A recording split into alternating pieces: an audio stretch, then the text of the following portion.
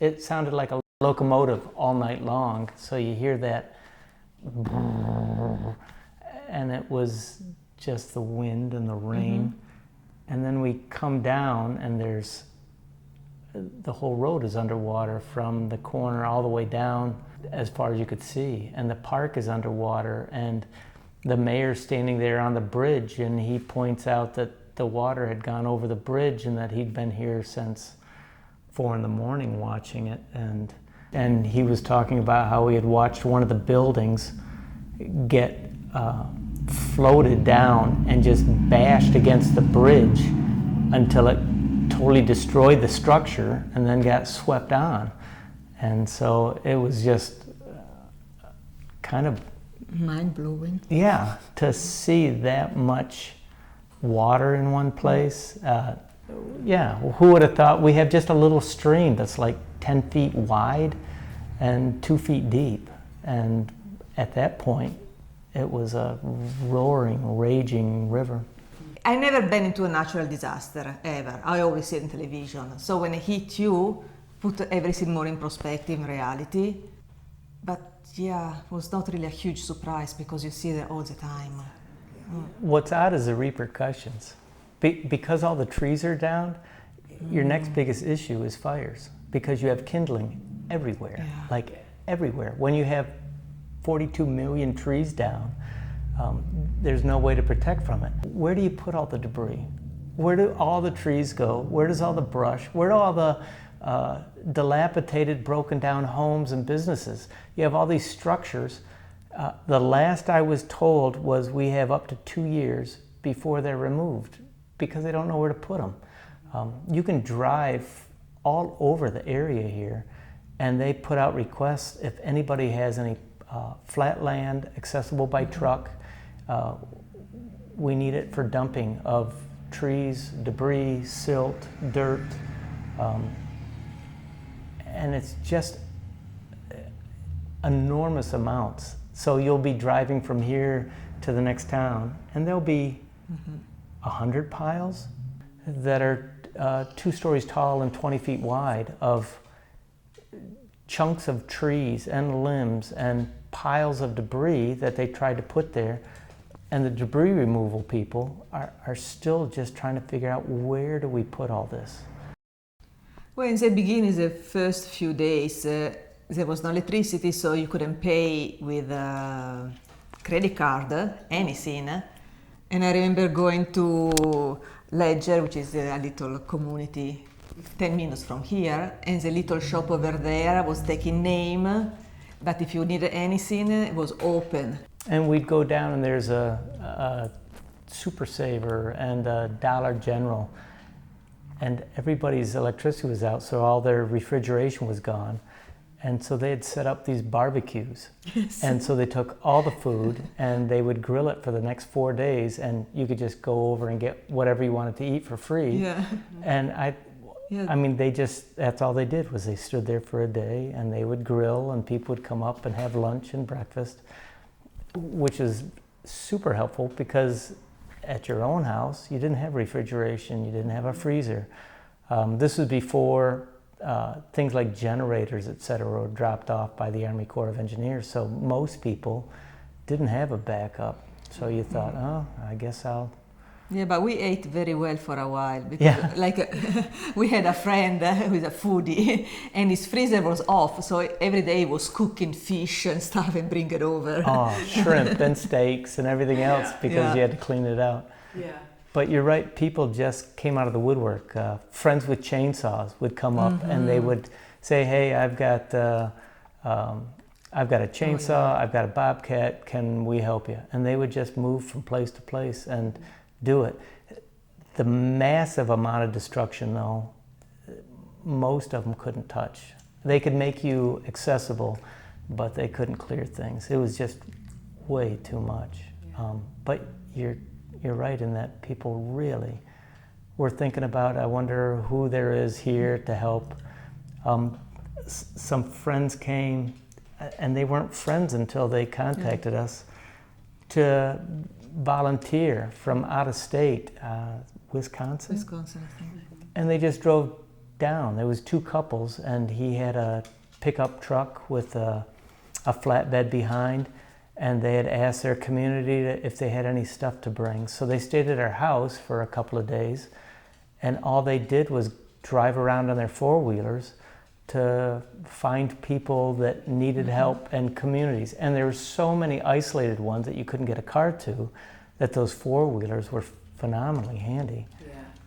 And they were just amazing. So even the people you meet that aren't local, but that just have such a giving heart, that was wonderful. Yeah.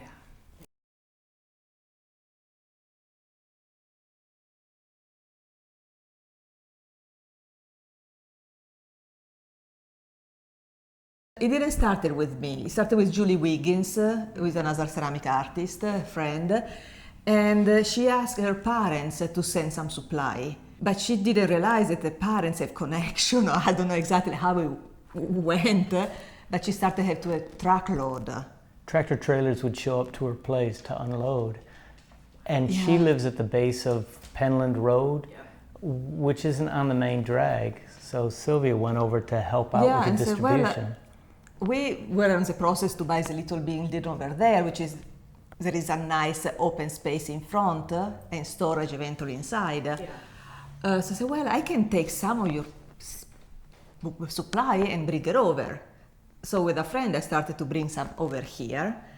And then for days we had people volunteer to just stop and give us more stuff. So it started to grow and grow. They wanted to unload before they headed back home. So at the end of the day, at around 4 or 5 o'clock, you'd have pickup load after pickup load after pickup load. And they would see, since we were the only place on the main drag in the middle of Bakersville, that they'd say, hey, can we drop off an entire pickup load of diapers for you? And so then the whole building got filled up with supplies, as did the courtyard in front of it. And then we had people that volunteered to work all day to organize and distribute and help people that had questions, etc. Yeah, and then we had your niece, my niece and nephew. They gave us Starlink. So they came we had up. a little internet. Yeah, and they hooked it up for the town. So they went down to just 100 yards down the road, and they talked to the mayor and the town council, and they figured out how to hook up so that people could contact other people. I mean, without internet, you think, oh, well, you can just phone people, or it's amazing how you forget how online works. So everybody that wanted to know things needed to have some kind of access, so that was the only access for quite a while that worked out. Did you, as a result of the storm, did you do a deep dive on hurricanes, just sort of to better position yourself for when the next one comes? Or? It's difficult because the only way to save our house from hurricane or fire will be to cut more tree, and I'm not there. Yeah, one of the reasons you moved to the area is because you're out in the country and you've got tree and foliage and you're in nature. So you think, well, if I want to prevent fire or my home I better decimate everything around it. And you don't want to do that. Nobody does. Yeah, what can you do? I'm not so worried about water because we are high. I'm worried about fires. Next time if I hear that a big storm is coming, I will be a little bit more anxious. I would think even just get prepared a little. Storm after that, you'll probably perk up a little bit more. But I mean, there is not much you can do in preparation. I mean, yes, I could have filled up the bathtub with good water. Yeah, but who does that? The gas in the car, we were lucky because we were pretty okay, but it was just a coincidence. But and stay without electricity and without water. Without water is difficult. were you without? Probably water? 1 month. Yeah. So washing a little with the first shower. The first shower was at a friend's house and it was amazing. Like, was your skin was like all happy and washing your hair and not in a bucket was just. And the first time we went to Tennessee was really a weird experience because as soon as you reach a mountain, the top is devastated. Yeah. But you go in Tennessee, in Johnson City, everything was fine. You drive by a golf course and you think, I can't believe people are out there golfing, but there's no kind of sign of anything, and you're just in shock thinking, we just drove here to go to the grocery store because there's no grocery store on the other side of the state line. So it was pretty amazing.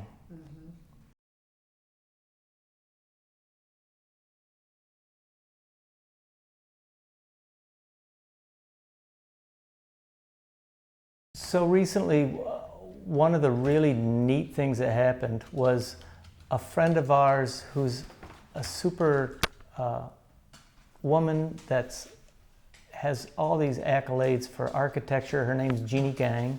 She has offered to help, I would say rebuild, but actually it's more of a redesign of the town. The town is in a tough time. So the majority of the town is on something called a floodplain. And a floodplain is an area that A, you can't get a bank loan if you own a business there, and B, you can't get insurance. So what that means is anytime it gets flooded and people leave it or move out or FEMA buys it, it automatically goes to the county or the town. So at this point, our town's property values is based on about 30% of the town, because that's the only thing that's owned by private people. Everything else is public parks, owned by the county, owned by the town. It's non-taxable. So not only were we devastated, we don't have a tax base. We have none at all. So she offered to have her studio and to help us with an application to American Institute of Architects for this, it's called a design assistance team that are volunteers from that organization, and they help just that, help you develop a plan. And a plan's always a good thing, but if you can't fund it, it's a nice book to have on your shelf. They also have an arm that helps fund it. So a lot of times when you apply for grants or any kind of funding, the first thing they want to know is, do you have a plan for it? They don't want to fund things that you think, well, I'd like things to get better. So it's a big deal to have these organizations help develop a plan, and they also assist in funding for the plan to come to fruition. This happens at the end of May. They're coming to do the drawings, to design, to meet with all the people, to meet with everybody possible. Another crew that came up to meet with us was through North Carolina State University for Engineers Without Borders, and it's a student-run group. And they're going to take on a big part of this project, and they told me they'd provide 100% of the funding for what they do. So all three of these entities are going to work hand in hand, and so I'm very excited to see what comes out of it. Yeah. So was this something that came out of the hurricane, or were they already talking about this before the hurricane? Well, just by coincidence, a few months before the hurricane, Andy finished all the paperwork to make our little organization a non-profit.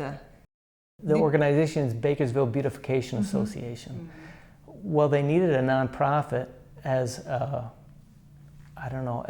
kind of umbrella group so they could work underneath it, and it just worked out immediately that way. So the hurricane was the impetus for these groups to say, hey, we can help you, and we can work through your organization and your nonprofit to start developing these things and ideas, etc.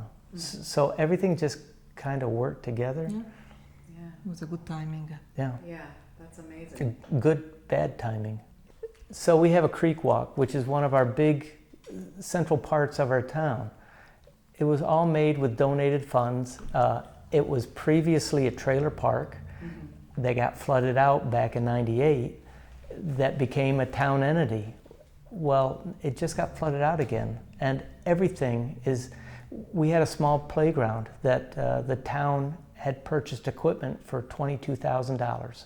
And you think, oh, that's great. The same equipment was more than twice that for the exact same things. And this is only 6 years later. So we couldn't afford to do anything. So these volunteer groups and their helps are huge for us.